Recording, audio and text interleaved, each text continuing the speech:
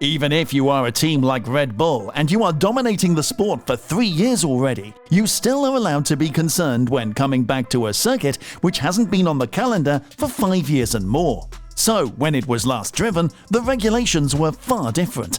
The Austrian team is concerned about going into the Chinese Grand Prix this weekend. However, not for the reason you might think. So, could we see reserve driving from both Max and Chico, thus giving their rivals Ferrari a chance to take the victory, or is this all mind games from Horner to relax the Scuderia before an important race weekend? Red Bull kicked off the 2024 season impressively, securing 1 or 2 victories in all races except the Australian Grand Prix, where Max Verstappen faced a braking issue leading to his retirement. While Perez struggled to challenge the dominant Ferraris of Carlos Sainz and Charles Leclerc.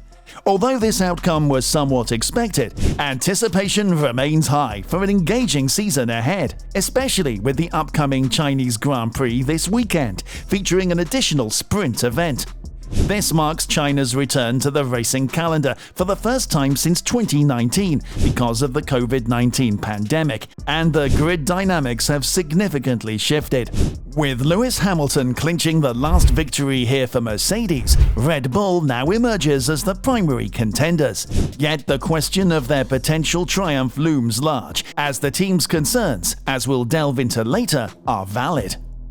Red Bull showed its first significant upgrade package for the 2024 Formula One season at the Japanese Grand Prix. Despite a complete overhaul of the car concept during the winter, the development trajectory closely mirrors that of 2023. Last year, the primary aim was to mitigate performance setbacks stemming from the car's cooling demands. This led to notable advancements in refining the packaging of the side pods, notably in Baku in April and Budapest in July. In 2024, Red Bull's focus remains on similar areas. Any airflow utilized for cooling purposes detracts from generating downforce, necessitating more than just reducing inlet and exit apertures in the body surfaces. Optimizing the inlet position involves identifying car surfaces with positive pressure that minimally disrupt the primary airflow structures crucial for downforce generation, and optimizing the exit position involves locating areas of low pressure, either undesirable or beneficial for improving overall airflow by introducing additional airflow intermittently. This function is reminiscent of past aerodynamic solutions like the S-duct, connecting lower nose surfaces to upper surfaces to enhance airflow intake, or the F-duct, channeling air to the rear wing to stall it for improved top speed when obstructed by the driver's hand or leg. However, both these techniques have been banned. Optimizing airflow within the space between inlet and exit points is crucial, encompassing not only these endpoints, but also the radiator cooling cores and associated ducting.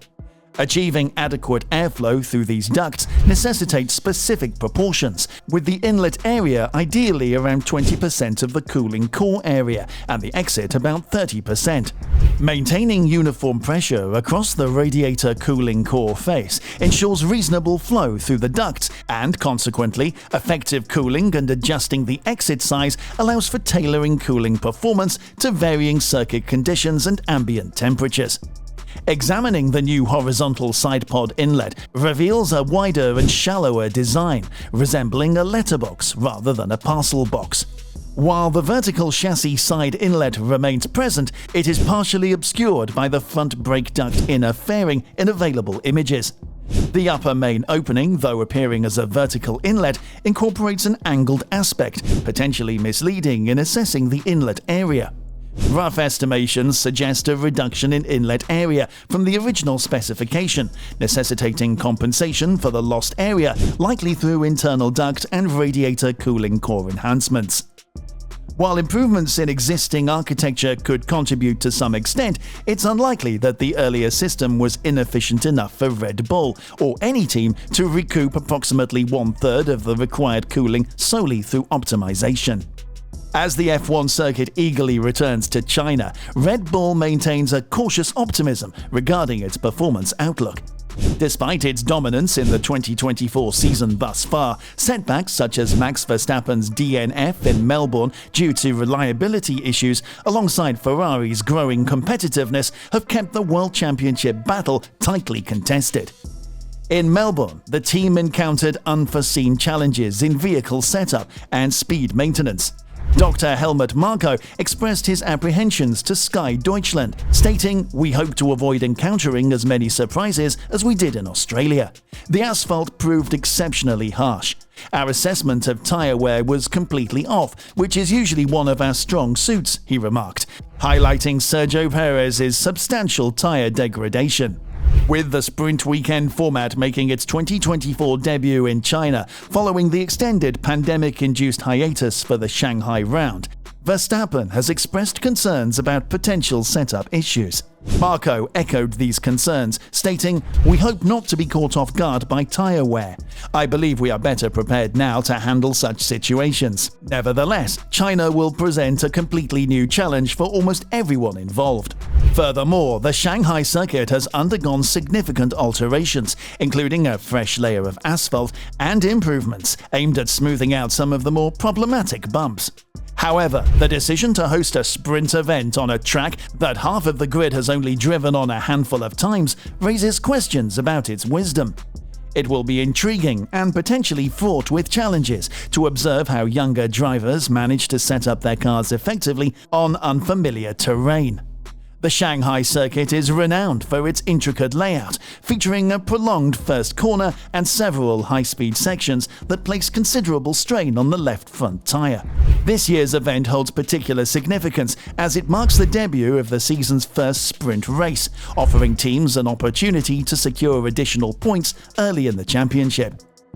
Changes have been made to the format of the weekend to enable the teams to make changes to their cars after the sprint, with qualifying for Sunday's Grand Prix moved back to its traditional Saturday afternoon slot to ensure Parc Fermé conditions do not come into play until later in the weekend.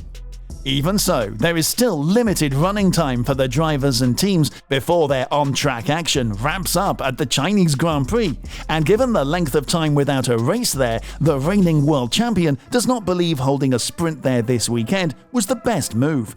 Yeah, it's very smart to do that. I think it's not great, let's say like that, to do that, because when you have been away from a track for quite a while, I think you never know what you're going to experience, right? So it would have been better to have a normal race weekend there. But on the other hand, it probably spices things up a bit more, and that's maybe what they would like to see. But yeah, purely from a driving perspective, performance perspective of the sport, I think it's not the smartest thing to do. We'll see what we get there.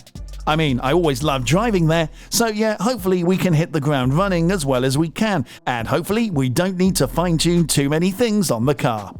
The upcoming race in Shanghai promises to deliver intrigue and excitement. Notably, this circuit stands out as one of the fewer front-limited tracks on the F1 calendar, potentially favouring Ferrari over Red Bull. Historically, Red Bull has grappled with such circuits, as evidenced by the front tyre graining issues encountered in Melbourne. While Red Bull boasts strong overall car performance, front tyre graining remains a persistent weak point. In contrast, Ferrari excels in preserving rear tyre life, a skill that aligns well with the challenges posed by Shanghai's layout. Moreover, the cooler temperatures expected for the race weekend further bolster Ferrari's prospects, as they typically thrive under such conditions. However, the circuit's lengthy straights and high-speed sections may play into Red Bull's strength in aerodynamic efficiency, adding complexity to the race dynamics. In terms of tyre strategy, Pirelli has opted for the middle-range compounds C2, C3, C4 for this race, prioritizing safety given the circuit's energy demands. Teams will heavily rely on simulations to devise their strategies, with only one practice session preceding qualifying due to the sprint format. Managing 3 tyre compounds, particularly understanding the soft compound's durability within this range, adds complexity to strategy prediction.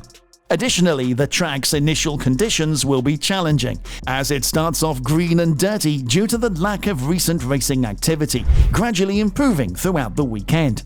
Combined with a unique sprint format, this presents a formidable challenge for strategy forecasting, heightening anticipation for the race in Shanghai. As neutral fans, we anticipate a compelling race and perhaps the possibility of seeing only one Red Bull car on the podium. So what do you think? Will Red Bull struggle in China, or will they dominate yet again? Let us know down in the comments below, and we will see you in the next video.